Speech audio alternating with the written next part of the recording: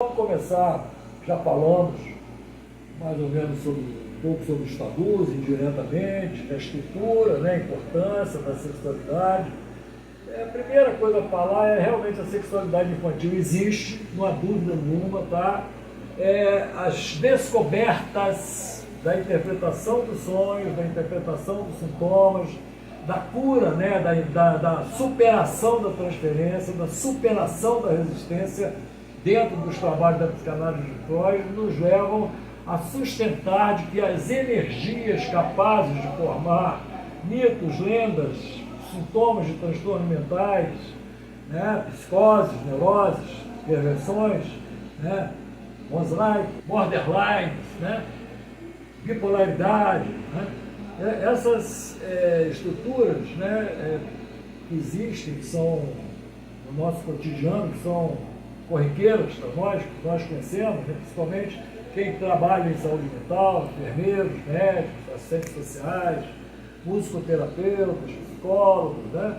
Então esse povo aí da saúde mental conhece muito bem que tem psicótico, é diferente um psicótico de uma pessoa normal, né? É diferente um neurótico de uma pessoa normal e um neurótico é diferente de um psicótico e de um perverso, né? Então, é diferente um pedófilo, você vai conversar com um pedófilo, por exemplo, vai trabalhar com um pedófilo, você vai ver a cabeça dele é bem diferente da cabeça de um neurótico obsessivo. São valores diferentes, tá? E todos esses valores estão milimetricamente alinhados, né, em ordem hierárquica de desenvolvimento mental, graças às descobertas de Freud, estudando tudo isso, esse conhecimento enciclopédico da psicanálise, né? Então, nós estamos falando de observações enciclopédicas, tá? E não de pensamentos de um filósofo que acabou de chegar ali, leu um trechinho do texto de Freud, o pior, né? O pior escrito, né? A repressão como o núcleo do inconsciente, a repressão fundo inconsciente. Não é possível que, se você estudar a evolução das defesas, você vai ver que tem várias outras defesas que ainda não são recalque e que já colocam, de alguma maneira, a coisa fora de acesso da consciência. Como a transposição do afeto, por exemplo. Ao invés de chegar, estou, né, muito apaixonado pela minha mãe e quero dormir com ela, né, como eu queria com 4 anos de idade, eu não resolvi isso ainda, porque ocorreram vários estímulos para eu continuar fixado, preso nessa, veja bem, são prisões, né? Se eu preciso me desenvolver para chegar no patamar mais alto e eu fico no patamar baixo, esse patamar mais baixo é uma prisão psicológica para mim que me impede de ter sanidade mental, tá? Então as neuroses, psicose, perversão, principalmente a grande prisão, a prisão perpétua praticamente, é a perversão, tá? E não há nada fora a psicanálise de Freud que possa definir a gravidade dessa dissociação que permite essa perda da realidade da perversão, que permite que o cara continue perverso quando ele deveria minimamente ser uma pessoa neurótica ou ter, né, um respeito pela realidade muito maior do que um perverso usualmente tem. Então realizou, né, impôs, né, ditatorialmente, autoritariamente a uma criança, né, a prisão da pedofilia, tá? Mas para ele não é prisão nenhuma, ele não está fazendo mal, está destruindo a vida da criança, é o sádico que não quer deixar a criança crescer, né, que não impede o crescimento da criança, que se aproveita da sexualidade da criança, que é também uma demanda de encontrar um pedófilo, porque se a criança consegue se relacionar sexualmente com a mãe e com o pai, a mãe antes de ser mãe e o pai antes de ser pai, eles são adultos antes disso, né? Então o complexo de Édipo é a descrição de um desejo é também, né, a descrição de um desejo de exercício da pedofilia vindo por parte da criança. Aí, unanimemente, todas as estruturas culturais são convergentes em negar isso.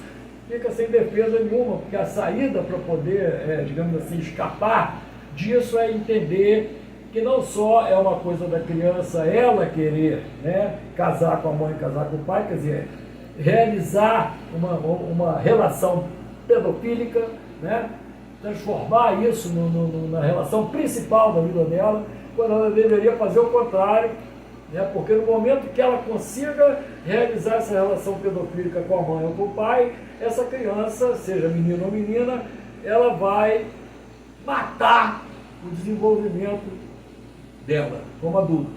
Ela vai ficar presa, ela vai ficar nessa prisão da pedofilia, que é o complexo de Édipo, e que é o exercício do complexo de castração também. Mais atrás, do complexo narcísico, né? Isso, é mais ou menos assim, ó, se você casar com a mãe, você perde a mãe. Não tem mãe. Você fica com menos um componente na tua família, né, que deveria ter não só mãe, como pai, como avô, bisavô, tio, primo, tataravô, tataravó. Então você, ao fazer isso, você perde tudo isso aí. Todas essas noções de família. Então, esse conceito, né, de que Freud deixou um caminho das pedras descrito a respeito desse desenvolvimento que leva à qualidade de vida e à sanidade mental. Jogar isso fora, lembrei da minha paciente lá. Liga não, doutor, já tem dono. Pois é, então é do outro lado. Com certeza que é do outro lado, tá? Né? Porque você jogar fora aquilo que te protege, aquilo que te faz bem, aquilo que é construtivo, que te dá força para você poder ajudar as pessoas que assim o desejem, né? É claro que você não chega nisso, ninguém é pronto, né, para chegar nisso, então você vai aprendendo, né? Muitos de nós carregamos, né, problemas ainda recorrentes das épocas em que a gente não sabia disso. Mas, que negócio, antes tarde do que nunca, né? Um dia é importante que você saiba disso para você poder passar essa referência para as próximas gerações, que é eu diria que talvez seja a principal motivação para esse trabalho que nós estamos fazendo aqui. Claro, sempre tem a esperança também de arregimentarmos mais contemporâneos nossos, né, nesse trabalho espetacular aí de resgatar o legado de Freud, proteger o legado de Freud e desenvolver o legado de Freud. Fechando então, o complexo de Édipo, o complexo de castração, o complexo narcísicos, são os três grandes complexos da sexualidade infantil, sexualidade e destrutibilidade infantil e idealização infantil, os três pontos fundamentais. Sexualidade para reprimir e desenvolver, sublimar, destrutibilidade é indubitável, né? É o trabalho que precisa ser feito na terceira tópica, porque a segunda tópica já está descrevendo essa dissociação e já diz que grandes quantidades de pulsão de morte se escondem no superego, né? E a terceira tópica vai mostrar que é preciso, para completar a terceira tópica, é preciso se tornar adulto. Não pode continuar criancinha a vida inteira. E ser criancinha é uma coisa psíquica, psicológica, individual, pessoal e intransferível. Não tem como o grupo resolver isso, é um limite de atuação do grupo. Só o indivíduo é que pode resolver isso. É um crescimento individual. Sou eu e o mundo. Eu, a natureza, o Pai Celestial, se tiver, tá? E as coisas, e a minha conexão com a realidade. Então é a conexão com a realidade que vai dar chance de você descrever a terceira tópica e criar realmente agora condições de sobrevivência para a humanidade. Está pegando aí. As culturas são feitas de modo infantil, né? Infantil, incompleto. Tá? O sentimento de culpa, por exemplo, é uma coisa claramente infantil ligada com a onipotência infantil. Quem é sábio não tem onipotência infantil nem sentimento de culpa, porque ele vai trocar isso pela precisão na descrição do fenômeno a partir da observação da realidade.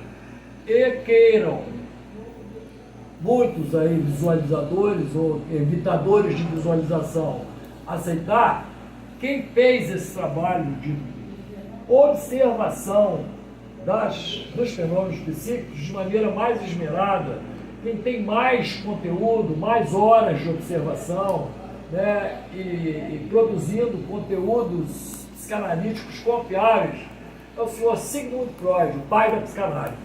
tá? Ele é o principal observador. Tivemos outros grandes observadores, como o Winnicott.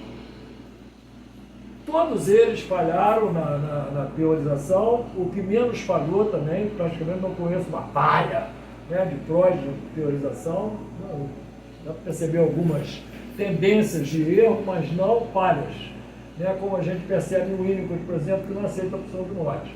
Agora, por o Winnicott ter falhado, né, na nossa observação em relação a um dos conceitos básicos da psicanálise, que são as mortes, essa estrutura, então, da mente humana, de Freud, inclui a sexualidade infantil, é um fato, basta observar as crianças. Quem faz análise com crianças sabe disso, tá? Agora, ficar trazendo chavão de conhecimentos propostos por quem nem fez análise de Freud, tá? Estou incluindo aqui os líderes dessas escolas de resistência à psicanálise de Adler, Jung e Lacan, né? Então, essas escolas de resistência, elas estão sendo cotejadas, né, estão sendo conclamadas a fazer uma revisão dos seus pressupostos básicos, né, porque nós estamos colocando que até a prova em contrário, elas são escolas de resistência à psicanálise exatamente porque ninguém ali fez a psicanálise freudiana. Nem os seus criadores, tá, e nem os seus sucessores. Tá? Então, isso não é psicanálise, isso aí é outra coisa, né, e se não se é uma outra coisa que quer matar o pai da psicanálise, afastar o pai da psicanálise, alijar o pai da psicanálise do desenvolvimento da psicanálise e da preservação das descobertas da psicanálise, então isso aí é uma escola de resistência à psicanálise, meu irmão.